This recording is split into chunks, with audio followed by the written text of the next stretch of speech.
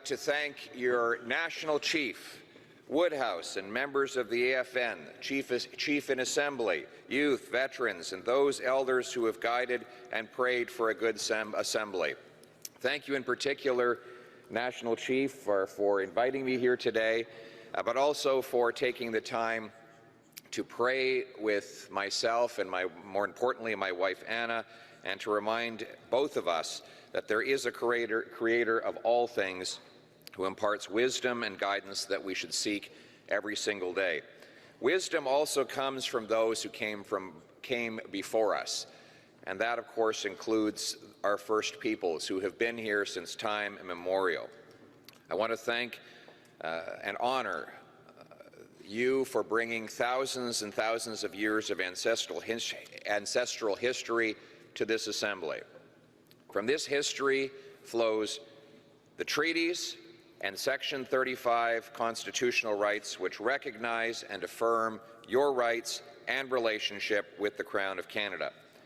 As I was flying into Montreal, I looked down at the ground beneath, and I thought, it's easy to understand why you've chosen to gather in this particular spot.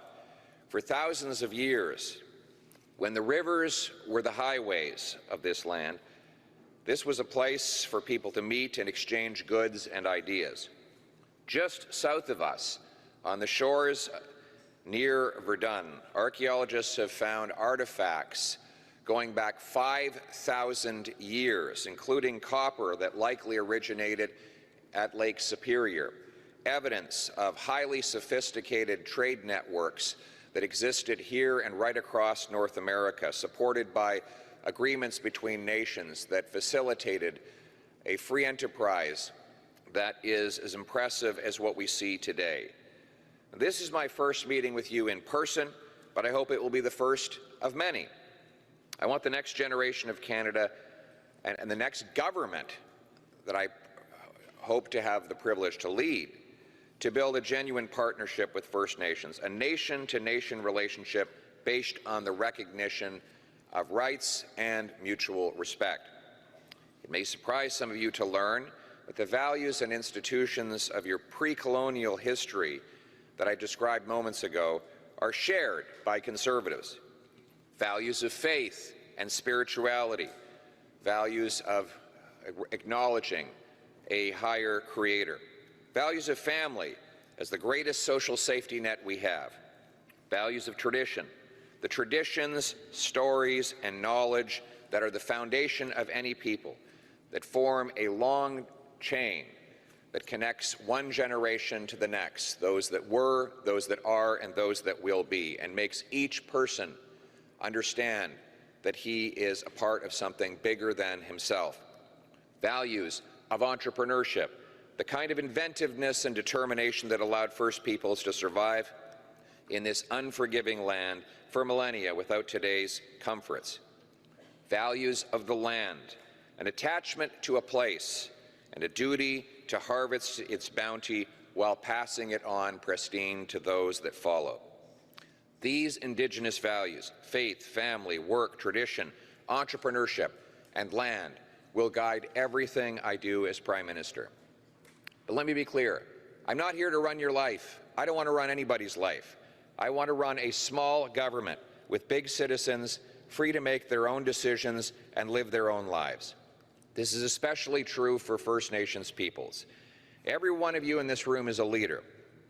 Every one of you knows your communities better than Ottawa does, and certainly better than I do. You draw on thousands of years of experience, while Canada has only been here for a century and a half. That's why we will get the government gatekeepers, the federal government gatekeepers, out of your way so you can do what's best for your members. My promise to all Canadians is that a common-sense Conservative government will axe the tax, build the homes, fix the budget, and stop the crime. This is my general commitment, but it is of particular importance to First Peoples. Axe the tax means cancelling a carbon tax that is making food and groceries more unaffordable for everyone, but especially for First Nations people. Because of the remote and colder weathers that you must confront, this tax is particularly cruel and unjust, and that is why I support the Chiefs of Ontario and their judicial review to counter this unjust tax burden. But I have good news. When I am Prime Minister, the Chiefs of Ontario will not have to spend any more money on lawyers because I will axe the tax, and when I say it, I mean it. Build the homes. We need to make it easier for you to provide your housing for your people. I know that the demand for housing among your members has grown faster than supply because the federal government has consistently failed your communities by raising the cost of construction with layers of bureaucracy and pricing you out of the housing market on your own land. Common sense Conservatives will work to cut red tape in Ottawa and create new financing and mortgage options that make buying, building, and renovating homes more affordable. Stop the crime. We need to stop the crime everywhere, but we also need to acknowledge that there has been a particular problem with crime in rural and remote communities since 2015. And part of this is that the federal government has not provided adequate or competent policing. We need to fix that by cooperating with First Nations leaders and looking at new models that allow you to chart your own course on policing if you so choose. And I've been happy to discuss these matters with your national chief. We need to cut off the flow of illicit drugs and gang activities that threaten communities. We also need to stop Justin Trudeau's wacko policies of legalizing drugs and leaving addicts at the mercy of predatory drug dealers. It means turning hurt into hope by building recovery centres, using traditional Indigenous knowledge and healing traditions to give addicts the help they need to break the cycle of drug use and heal their bodies and minds. I've also discussed with the National Chief ways that we can improve policing by removing bureaucracy and giving more autonomy to local communities who want it. And fix the budget. It means cutting waste in Ottawa and putting power back in the hands of local leaders and the common people of Canada. There's so much untapped potential in this country. So much of that potential resides in your nations and communities. For too long, you've been held back by a broken system that takes power away from you and places it in the hands of politicians and bureaucrats in Ottawa. That's why I'm committed to ending the Ottawa knows best paternalistic system. As you know, the Indian Act puts reserve land and money in the hands of the federal government, which means you often have to go to Ottawa to ask for tax revenues collected from resource development on your very own lands. No other government has to do that. The result is that money is wasted on paperwork, and there's less left over for the good projects that you seek to advance in your own communities. My goal is to reduce the bureaucracy and simplify the funding for your nations. One way to do that could be by converting more of the project-by-project grants into predictable funding streams that you can count on and borrow against for major capital projects without endlessly filling out forms or waiting for answers from Ottawa. That is also why common sense Conservatives support the First Nations resource charge that will allow you to take back control of your resource money that is rightfully yours. This is a first. Thank you. Although I don't deserve the applause, this was a First Nations developed idea. I simply came along and accepted it, put it in my platform. You all did the hard work of developing this idea. I'm simply here to follow your marching orders and make it happen. It's a completely optional model that will simplify negotiations between resource companies and First Nations, so that you don't have to waste years on endless negotiations reinventing the wheel every time there's a new project. It will be a very simple to administer program. Here's how it works. First Nations can collect taxes from resource companies, and those companies will get a 50% refundable tax credit from the federal government that will vacate the space and make it economically viable for them to do so. This new approach will mean the money goes directly to you rather than from the community to the federal government and then all the way back. It would not actually stop you from also signing impact benefit agreements or making other arrangements that are already available to you. The choice would be yours and the option would be on the table. It would put you back in charge of your money. It will mean less waste in Ottawa and more money for your communities. And that money will mean powerful paychecks, services, training, clean drinking water and economic opportunity. I've made no secret about my desire to see more economic growth and development. I talk about it everywhere. It will give people better jobs, more opportunities, and powerful paychecks, and all that depends on economic growth. That means listening to you when you have concerns about projects, yes, but it also means listening to you when you support development, and especially when your members and your leaders and are partners in those projects. If reconciliation means anything, it means saying yes to economic opportunities that First Nations are asking for. Yet this federal government has repeatedly shut down projects that have the support of strong majorities of local First Nations, almost never with proper consultation beforehand. That is unacceptable. When your future is at stake, your right to say yes is as important as your right to say no. And when you think about it, I believe in Section 35 consultation rights. I believe those rights require our government consult with people who want projects to go ahead as well as those who do not want them to go ahead. When this government killed the Tech Frontier Mine, a $20 billion project, it didn't consult with all the surrounding First Nations that supported the project, nor has it properly consulted with the many First Nations in Northern Ontario that want the Ring of Fire, but can't get it because we have a Wacko environment minister who doesn't want to grant a permit to build a road to get there. You know, we need to get the federal government to consult with you on your opinion, even when that opinion is yes. And this is important because we've seen the successes that can happen when we say yes.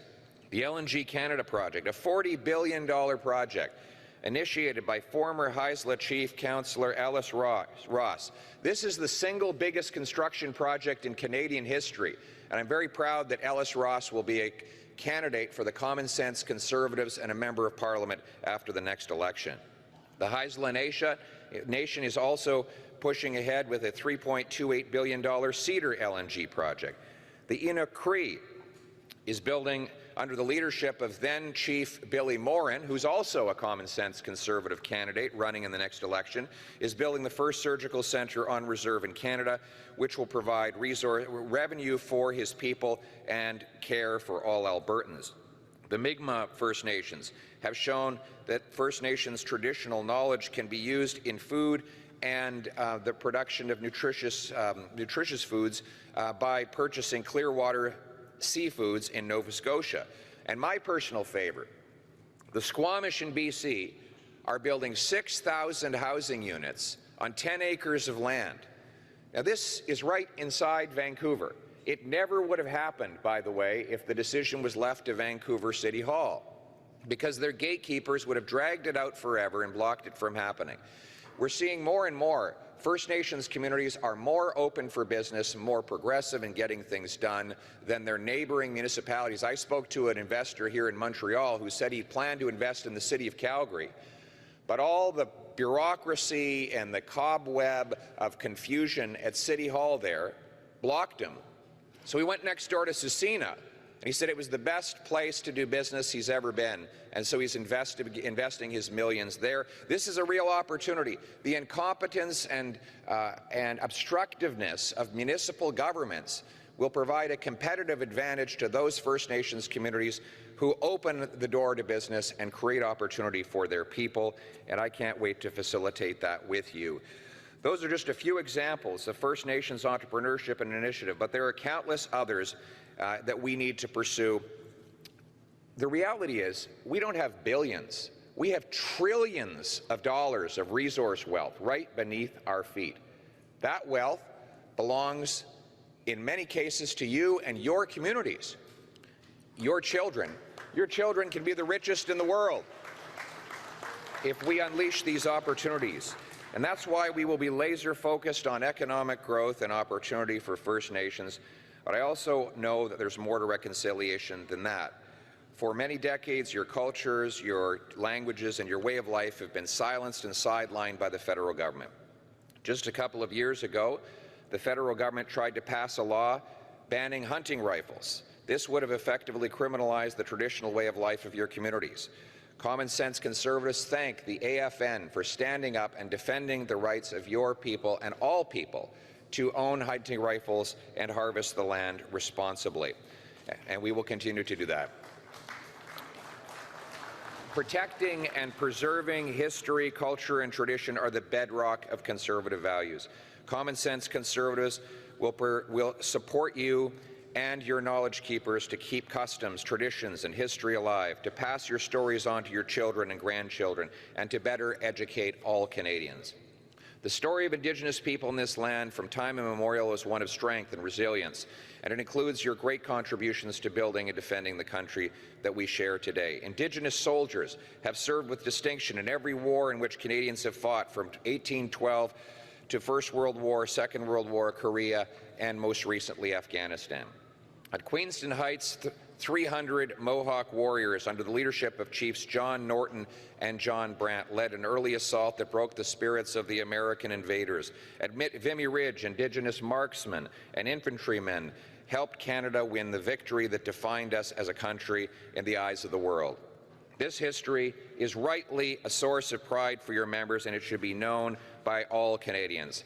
I don't believe in cancelling or denying history, but I do believe in telling the whole story. For me, that means adding more names and more stories and more voices to our national narrative. Canadian school children should know about the pain, but also the pride of the First Nations people. Figures like Thanel Delther, Chief Poundmaker, Chief Crowfoot, Catherine Sutton, Joseph Brant, Tommy Prince, and Mary Two Axe Early should be as familiar as the European names that used to exclusively fill our textbook. The heroism of First Nations should be known by all. Turning from the past to the future, Common Sense Conservatives will partner with you as you write new stories for your people, new stories of growth and prosperity, of dignity and self-determination, of healing and revival. This means that education resources and facilities have to match the high ambition of your children, especially in northern and remote communities that have been deprived of resources and opportunities for too long. The federal government can help with this, but it can't do it alone. So I issue a challenge to the CEOs in the towers around this building to train Indigenous youth and give them the opportunities. Before these CEOs think to fly in foreign workers to fill job opportunities, they should first and foremost be offering those jobs to Indigenous youth. Thank you. I know that the relationship between First Nations and the federal government has been painful and destructive because of the federal government's terrible decisions. For decades, the residential school system removed children from the love and care of their families. It was a monstrous abuse of excessive governmental power that cut your children off from their cultures, languages, and traditions. In many cases, students were neglected and abused. Tragically, too many young children never came home. Those were terrible crimes by a big and imposing government against each victim and against your communities. In 2008, the federal government, under then Prime Minister Harper, issued an apology and launched the Truth and Reconciliation Commission. But there is more work to be done. I know that Canada has no future without a strong future for the First Nations people. As Justice Lamar of the Supreme Court said in the Delgamuukw case, we are all here to stay. All of our futures are intertwined, like the small rivers that flow into the St. Lawrence to make a great highway of prosperity. What each of us brings to the table will combine to bring the success of all of us. I am here as Prime Minister in its proper meaning. It means first servant. That is my job, to be a servant of all the people and to be a partner to the First Nations. I know that it won't be easy. We won't always agree. And you've heard enough promises and enough performative reconciliation. Well, we need our honest and direct conversations and a partnership based on a nation-to-nation relationship and mutual respect. I come here to offer that respect in total humility, and thank you for your immense contributions as we move forward together with your values and to unleash the potential of all Canadians. Thank you very much.